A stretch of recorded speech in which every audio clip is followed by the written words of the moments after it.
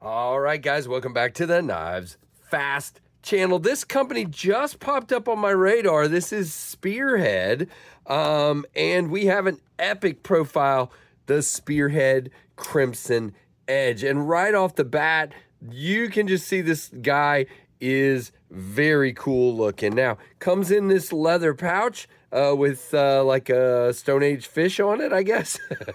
Very cool. And we're going to jump into this guy now. This will probably be a short overview. New company, don't know a ton about it. Glad I got to check it out and carry it. Really well done. Now, there is this version, which, by the way, everything on their website is in millimeters. So we're gonna do our own specs. We're right at 7 inches, and there is actually a 6-inch version. And what's wild about the 6-inch version is that it actually has this compound ground blade, but it also has a blade that's a pry bar available, which is really wild. Now, our two methods of deployment are thumb studs, which let's see, I did it the other day. Yep, middle finger flick off the stud, and then you have a good jimping here for a front flip, okay? It is titanium, contoured handles, you know I love that. In this case, with a mother of pearl inlay, it also comes with a zircotite inlay. Really cool looking pivot. I dig that. So many companies just throw a freaking basic looking screw on here, and it gets a little old to me. Now, I will say, I don't know what the heck that tool is, and I didn't see any kind of, was there a tool in here? Maybe there was. Let's open this back up. Maybe there was a special tool for that pivot in here. Whoop, okay, I lied. Yep, there is. Okay, well, yes. Okay, so you have a special tool inside for the triangular pivot. That's super interesting. It feels like, let's see, hold on. Nope, it's steel. Okay, I thought maybe it was titanium. It's steel. So you have a little steel tool to put in the pivot. I'm not going to, yeah, fits in there well. A little bit of slop, but seems to fit. And so you get a tool provided. So that is cool that they did that. It does come with some stickers as well, as you can see there. All right, let's jump in, guys. I know I'm kind of all over the place, but again, it's a 7-inch knife overall. And you can see our blade is 3 inches with a 2 3/4 inch cutting edge. And your grippable portion of your handle from here is 3 3/4. And back here, in the normal backed up grip is a little about 3 1/4. So it's pretty small. This is, again, the 7-inch version. And there is a 6-inch version, which is just crazy. Now, you have a compound, hollow ground, and flat ground blade with a crazy swedge up here. The studs are pretty big. Good traction on the studs. Work well. Now, you guys know we talk about this all the time on the channel. This is already a small knife in my hand. And because of studs, sometimes it makes it hard. I have to back down. I have to really grab onto the clip and get down here. But this works, okay? It does work.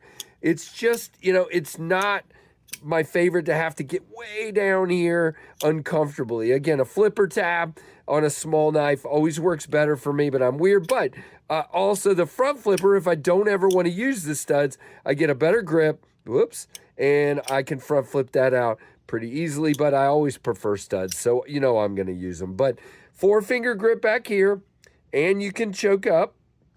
Feels pretty good. I don't feel anything except sort of this corner right here, just a little. Now you can see it pinches in with like a handle swedge here, a chamfer that is concave. You do have jimping on your backspacer. You do have a lanyard hole. Now your clip is a little bit sticking out of the pocket. Same screws there, okay? Hidden screw on this side. Well, I mean, it's there, but it's just a spacer. Very cool design. Now, there's your mother of pearl inlay, really beautiful. The milling on the handle is great. Again, I just love the pivot. Got some milling back here on the handle. On the inside, we have an inset liner, steel liner. On the other side, there is a partial. Okay, so there's a partial steel liner coming back to about here, screwed in. And then on this side, there's an inset. So that's interesting that they decided to go that way. But again, we'll find out in a minute if that affected weight in a negative way. I meant to grab my scale. I thought I did. I did. There it is. So let's just see right now what we're dealing with. 4 ounces. So again, 3-inch blade, 4 ounces is a little high on that whole scale thing, but it definitely does not feel weighty to me at all. Now, that hollow ground blade cuts really nicely. That's me going into the sharpening choil, but it definitely cuts. Now, there is a fairly nice sharpening choil. Your plunge is very gradual, but it looks like we're pretty much okay. You should have at least 2 or 3 sharpenings before you run into any issues. Again, I've always said, and I know you guys probably get sick of it, a straight up and down plunge that is more hard works better for sharpening. It just does. It does. It always will. I know this is a style, especially with a hollow grind, that most people prefer, but it is what it is. Now, when we're locked up, we're only at about 10%. I wish it was locked up a little more. It is, by the way, you have a chamfer and some milling there to get a hold of that. You just slide right across, no issues whatsoever to unlock it, but it is locked up nice and solid. We are dead center. Now, an interesting thing you see there, that blade stays pretty thick all the way out to the tip. So you have a very robust tip on this knife. Very cool. Now let's, again, we don't really have specs, so we're going to give you, whoa, something just fell off my table. Everything we can. Now at the widest point, the handle is 0.47, so that's great. Your stock is 0.1375, so a little thicker stock, but as we always talk, it's better to do thicker stock with a hollow grind. It just works that way very much. So a really cool looking knife indeed. Any other measurements you guys want? I mean, the clip works great. Oh, wait a minute. No. Wait, I'm getting my knives confused. Let me just try this in the pocket real quick. Yeah. So this clip does not work great. I'm sorry. So you can see this clip is extremely tight to that handle. And there's no ramp here. It's just sitting there. There's a tiny bump there. Can you guys see it? There's a tiny bump there holding it off. It is hard to get in the pocket. I'm sorry. I was confusing it with another knife. I have to pry it up with my fingernail. Yep. Have to pry it up with my fingernail. Now, it does have great retention, but man, good luck getting that in the pocket if you have jeans. You're not going to. It's not a good clip. I'm sorry. I apologize. This is not reversible either. Man, I almost messed that up royally. Too many knives on the brain right now, so I apologize. Now, in comparison-wise, it's about the same size as the Ontario Rat 2. It's going to be way smaller. Wow, my magnets are getting stuck to everything. As the Ontario Rat 1. And we're going to put the pinion down here, which is an 8-inch knife.